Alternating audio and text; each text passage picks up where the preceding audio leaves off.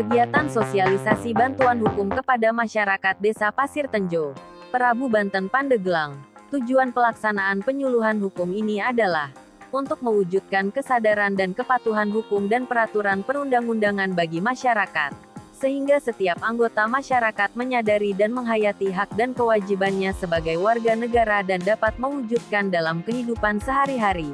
Penyuluhan hukum ini dilakukan di Desa Pasir Tenjo, Kecamatan Sindang Resmi, Kabupaten Pandeglang, dengan peserta yang berjumlah 40 orang, dari Desa Pasir Tenjo, Kamis, tanggal 21 September tahun 2023. Sesuai Pasal 1 Peraturan Menteri Hukum dan HAM, yang dimaksud penyuluhan hukum adalah salah satu kegiatan penyebar luasan informasi dan pemahaman terhadap norma hukum dan peraturan perundang-undangan yang berlaku guna mewujudkan dan mengembangkan kesadaran hukum di masyarakat, sehingga tercipta budaya hukum dalam bentuk tertib dan taat atau patuh terhadap norma hukum dan peraturan perundang-undangan yang berlaku demi tegaknya supremasi hukum. Peserta yang mengikuti penyuluhan hukum ini nantinya diharapkan dapat menerapkan dan mengimplementasikan budaya hukum dan peraturan perundang-undangan yang berlaku dalam kehidupan bermasyarakat dengan lebih baik dan benar. Penyuluhan hukum ini lebih ditujukan kepada kepala desa beserta jajarannya, dan lebih khusus kepada masyarakat setempat.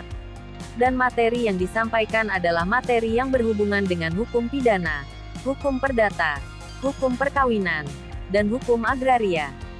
Sehingga penyuluhan hukum ini dapat mereka gunakan dalam menghadapi kasus-kasus hukum yang terjadi dalam masyarakat. Kegiatan acara tersebut dihadiri oleh Camat Sindang Resmi Muhlis Arifin SH, Kepala Desa Pasir Tenjo, Bapak Haji Arta, serta perangkat desa, RT, RW PKK, BPD, Ketua Karang Taruna, LKD, LPM, Linmas, dan tokoh masyarakat. Narasumber untuk penyuluhan hukum ini terdiri dari Kapolres Pandeglang, Bapak M. Lomri S.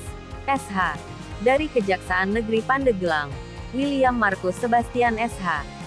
Mengingat penyuluhan hukum ini sangat penting, terutama bagi aparatur pemerintah dan masyarakat setempat, maka pelaksanaan penyuluhan hukum ini dilaksanakan dalam 2 sesi, yaitu sesi pertama adalah pemaparan materi oleh para narasumber, dan sesi kedua adalah tanya jawab mengenai permasalahan-permasalahan yang terjadi di lingkungan sekitar.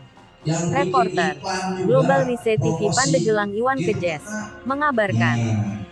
Ada pidananya, Pak. Terus juga kita lihat di televisi banyak artis-artis yang mempromosikan tuh, ya, inisial-inisialnya. Kalau Bapak perhatikan ada nama-nama artis yang pakai inisial, tidak disebut dengan nama jelas.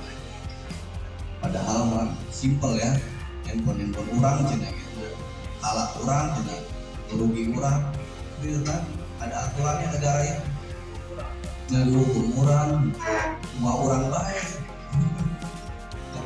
Bila mana ada yang perlu ditanyakan, mangga, mumpung dari Kejaksaan dan Polres ada di sini.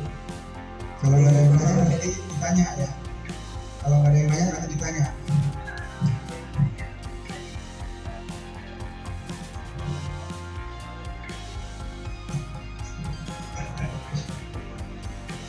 Bismillahirrahmanirrahim. Assalamualaikum warahmatullahi wabarakatuh.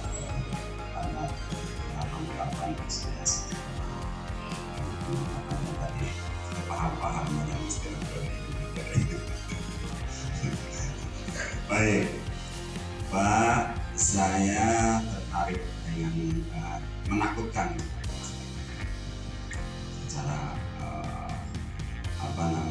kata, kalau sudah disebut tipikor itu maka batin tidak siun, lain tidak siun dari mana kaitan dengan jabatan itu adalah amanah, sekalipun saya adalah gede tetap itu adalah amanah daripada masyarakat. Ketika saya pun tidak bisa melaksanakan itu di dunia akhirat itu, Pak.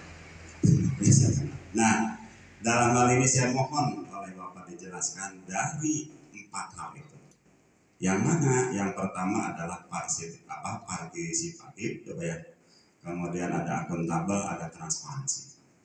Yang jelas dalam hal transparansi ini di titik mana kira-kira yang harus ditransparansikan. Kemudian kepada siapa kami transparansi. Kemudian akuntabel. Nah ini kan nilai akuntabel ini adalah suatu pekerjaan yang sudah dikerjakan kemudian dapat dipertanggungjawabkan. Pertanggungjawaban itu sampai mana sehingga kami tidak terjerat dengan hal-hal yang semacam tadi.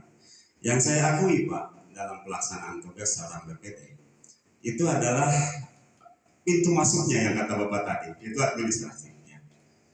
Administrasi, pemakan gini, ada aspirasi begini, kemudian kita jarang sekali kita menulis pertanggal dan lain sebagainya. Nah sementara ketika kita pun masuk ke dalam ranah pemerintah, itu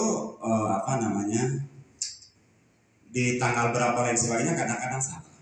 Apa tidak ditulis, lupa gitu ya. Nah maka hal semacam ini ternyata adalah membuat Camat bersama tim verifikasi, bersama DPD, bersama Muspika, media juga diundang, bisa kita langsung hadir Pak. Jadi alhamdulillah mungkin transparansi dan akuntabel sudah khususnya di Pasir Tenjo ini sudah berjalan.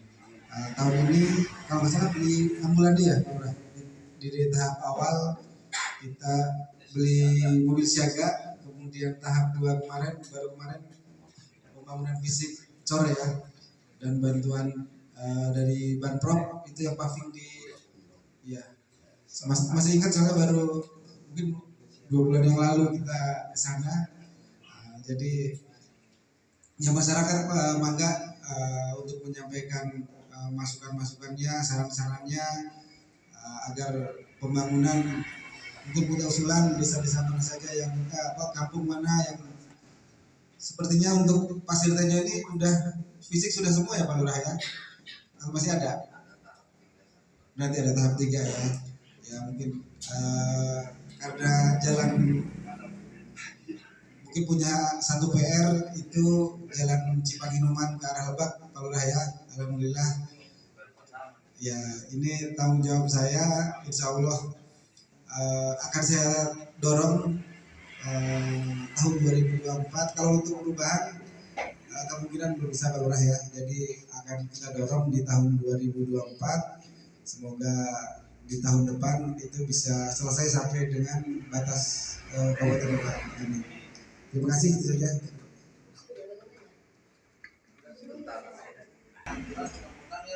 Tapi dia nggak mau, dia menangkap hukum. Siapa katanya yang mau menangkap saya?